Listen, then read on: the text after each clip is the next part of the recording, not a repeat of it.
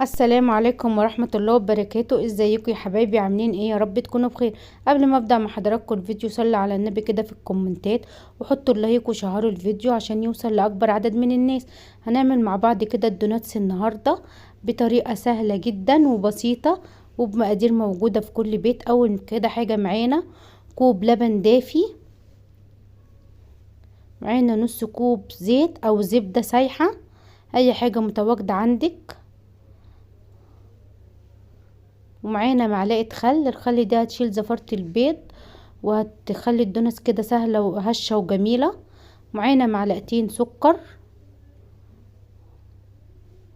ومعانا معلقة خميرة كبيرة او كيس خميرة، كيسين فانيليا، معانا 2 بيضة بدرجة حرارة المطبخ. هننزل بقى بالمكونات كلها كده على بعضها السايلة، وهنقلبها بالمضرب لحد ما تتجانس كلها مع بعضها وتبقى كريمي زي ما حضراتكم شايفين كده. بعد كده هننزل بالدقيق. انا نزلت ب3 كوبايات الدقيق. الكوبايه اللي هتعايري بيها اللبن هي اللي هنعمل بيها المقادير كلها. هي المقادير ديت هتاخد 4 كوبايات، بس انا نزلت ب3 الاول علشان نشوف المقادير دي بيختلف من نوع لنوع. ومعانا ذرة ملح، ذرة الملح دي بتساعد برضو العجينة ان هي تبقى هشة. وهنقلب بقى كده الاول بالمعلقة عشان يسهل معاكي العجينة.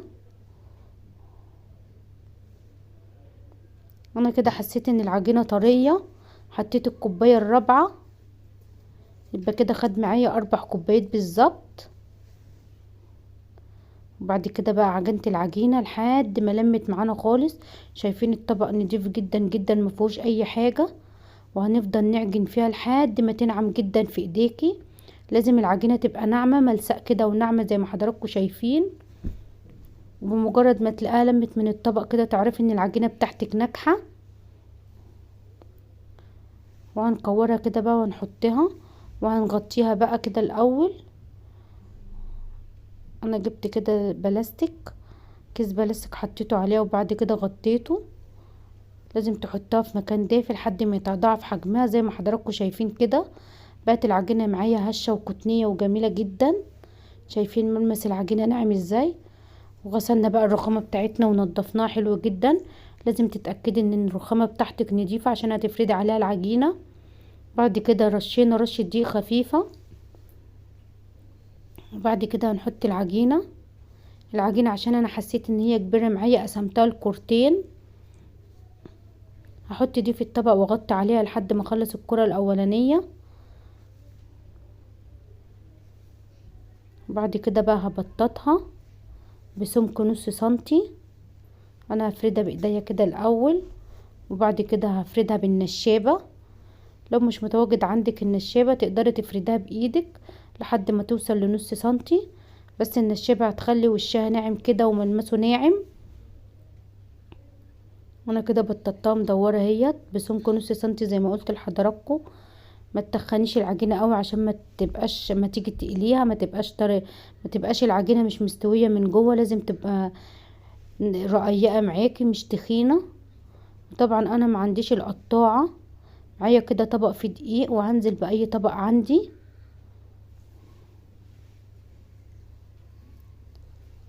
هقطع بيه كده زي ما حضراتكم شايفين، اي حاجة متواجدة عندك مش هنحتل يعني. ومعانا كده غطا ازاز عشان نعمل الحتة اللي في النص. طريقة سهلة جدا جدا وما فيهاش اي حاجة. انا كده بس هتأكد ان الحتة اللي في النص سايبة وكده اهو زي ما حضراتكم شايفين. هرش بقى اي حاجة، هرش عليها شوية دقيق صينية وهقطع.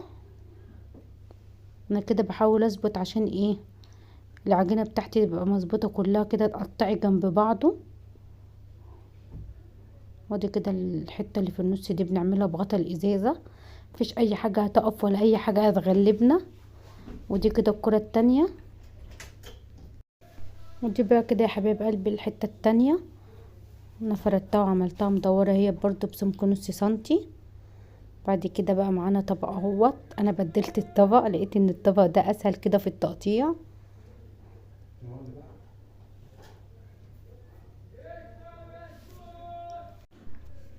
انا بقى كده قطعتها يا حبايب قلبي زي ما انتوا شايفين. انا لقيت الطبق ده سهل جدا عن الطبق التاني في التقطيع. ودي كده بغطا الازازة برضو. انتوا عارفين ان الشعب المصري ما بيغلبش، بيسلك باي حاجة. شايفين بقى كده جميلة جدا جدا. وده السمك بتاعها كده مظبوط.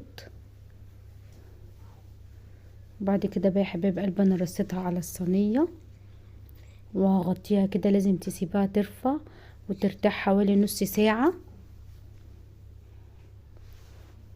ما كده هو ده بقى كده ايه على الصينية اهوت. وكده بقى بعد ما ارتاحت انا سبتها كده نص ساعة.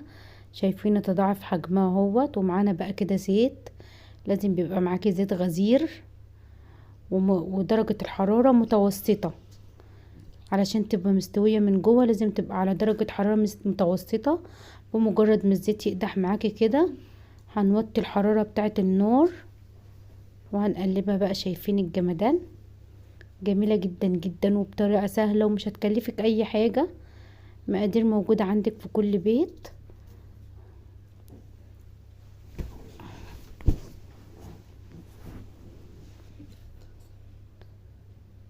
وصفوا بقى كده الزيت. لازم نتأكد ان الزيت بتاعنا متصفي خالص. انا كده بقى بطلعها على مناديل مطبخ علشان اتأكد ان الزيت بتاعنا متصفي خالص. ودي كده واحدة صغيرة انا كنت عاملاها بالكوباية بس لقيتها هتبقى صغيرة جدا. شايفين بقى؟ بصوا بمجرد ما بتتحط في الزيت بيتضاعف حجمها تاني. وده كده بقى بعد الكمية اللي احنا عملناها بعد ما خلصت. كده بقى يا حبيب قلبي بعد ما قلناها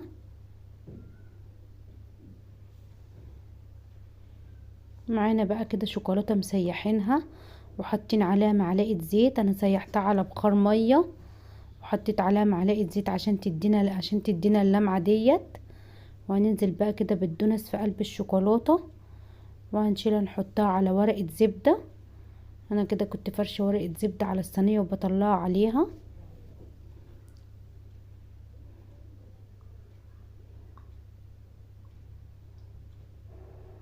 وبعد بقى كده ايه بعد ما نخلص الكمية كلها احنا هنعمل بسرعة عشان انتوا عارفين ان الجو ساقعة والشوكولاتة بتنشف بسرعة. عشان نزينها تقدري بقى تسيبيها كده سادة، تقدري تزينها باي حاجة عندك.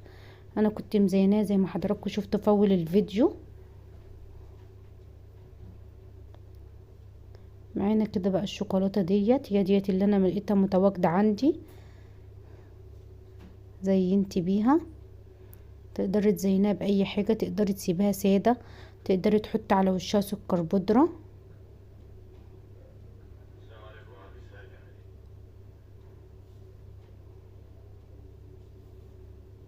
طبعا هنزينها اهوت. انا هزين شويه بالشوكولاته وشويه هسيبهم كده. ولو متواجد عندك شوكولاته بيضه تقدري تعملي بشوكولاته بيضه بس انا ما كانش متواجد عندي. هي دي الحاجات اللي كانت متواجده عندي في البيت بصراحه فانا عملت بيها. ده كده بقى الشكل النهائي. لو عجبكم الفيديو انزلوا بسرعه حطوا اللايك واستنوني في فيديوهات تانية كتير واشوفكم على خير.